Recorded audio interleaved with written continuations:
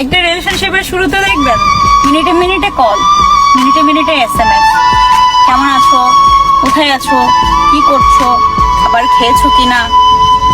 আপনি যখন বলবেন না খাবার খাইনি, তখন সে বলবে দেরিতে খাবার খেলে শরীর অসুস্থ করবে। তেমনই এত কেয়ারিং করবে ভাই, আপনার কাছে মনে হবে আপনার লাইফে এমন কেয়ারিং আর কেউ করেনি। আবার সেই রিলেশনশিপটা যখন পুরনো হতে যাবে, কয়েক মাস কয়েক বছর কেটে যাবে, তখন দেখবেন সেই কেয়ারিংটা আর আগের জায়গায় নেই। আপনি তাকে যখন ফোন বা SMS করবেন, বলবে পরে কথা বলছি, SMS এর রিপ্লাইটা আর সাথে সাথে আসতেছে না, বলবে ব্যস্ত ছিলাম, একটা কাজ ছিল, অনেক বিজি ছিলাম। আপনার কাছে তার ব্যস্ততার মুহূর্তটাই তুলে ধরবে, আগের মতো সেই কেয়ারিং এর জায়গাটা আর থাকবে না আপনার কাছে। যে রিলেশনশিপে আস্তে আস্তে কেয়ারিং কমতে থাকে, ভালোবাসার টান কমতে থাকে, আসলে সেটা ভালোবাসা না, সেটা আপনার জন্য সঠিক ভালোবাসা ছিল না, সঠিক ভালোবাসা না। ভালোবাসা হওয়া উচিত এমন, যার সাথে আপনার পুরো লাইফ কেটে গেল, তার প্রতি আপনার কেয়ারিং, টান, ভালোবাসার আবেগ, ভালোবাসা কোনোটাই কমতি থাকবে না। সেটাই হচ্ছে উপযুক্ত ভালোবাসা, সঠিক ভালোবাসা।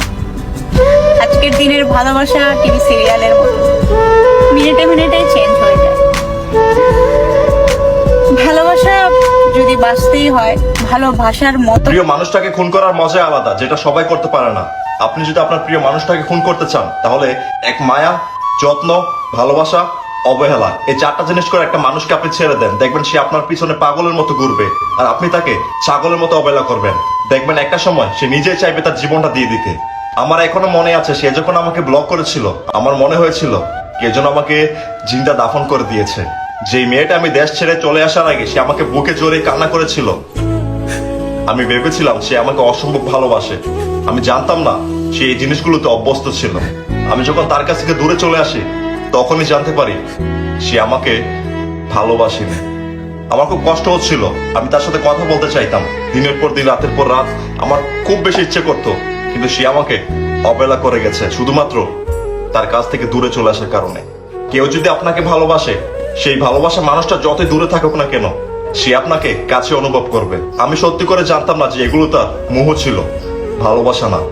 সত্যি কথা কি জানেন, আমার একটা জিনিস খুব মানতে কষ্ট হচ্ছে, সে যখন আমার ছিল সে পুরোটা দিয়ে আমার ছিল, আবার সে যখন চলে গেছে সে একবার আমার কথা মনে করলো না। জানেন, তাকে পাওয়ার আক্ষেপটা আমার যুগের পর যুগ থেকে যাবে, তাকে পাওয়ার আক্ষেপটা কোনোদিনও ফুরাবে না। আমি তোমাকে অসম্ভব ভালোবাসি, তুমি আমাকে ছেড়ে যেও না, এই কথাগুলো তাকে আটকাতে পারিনি।